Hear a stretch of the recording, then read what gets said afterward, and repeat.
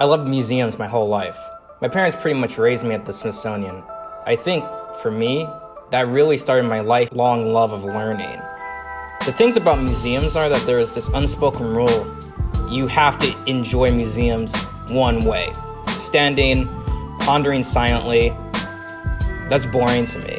The work is really cool, but with that being said, the work stands outside of time. The idea of what an artist is, especially in here, is a concept that feels unattainable.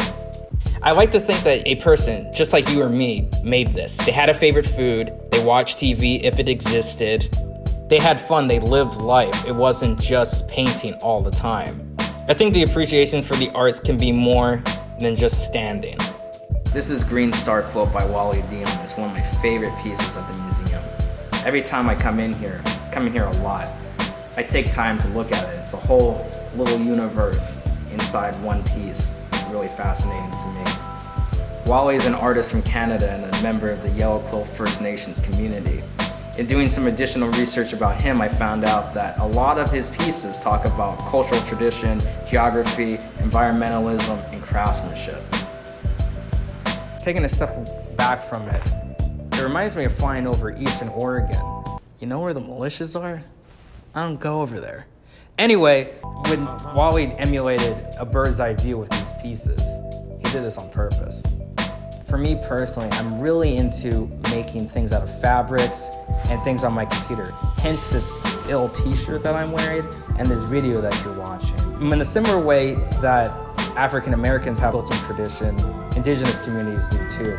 I've really been into Bisa Butler, Faith Ringgold, and the quilters from Gee's Bend recently.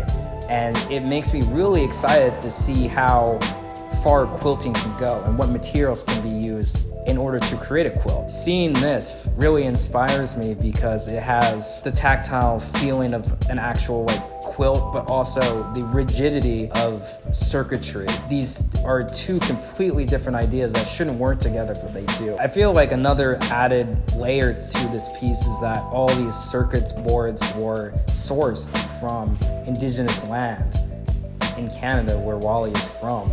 And I feel like using that and then recontextualizing that resource into this while speaking about indigenous tradition using this new medium is very, very, very amazing. Art holds a special place in my heart because it makes me think about things that I've never really thought about before. This piece did that for me. I've never thought about electronic waste and where it goes. I've never thought about how it can be repurposed. I didn't think about how ancient quilting traditions could be echoed through new mediums before. And this piece confronted me with all of that. I'm so stoked, I'm so grateful that I was confronted with something that made me think in this way.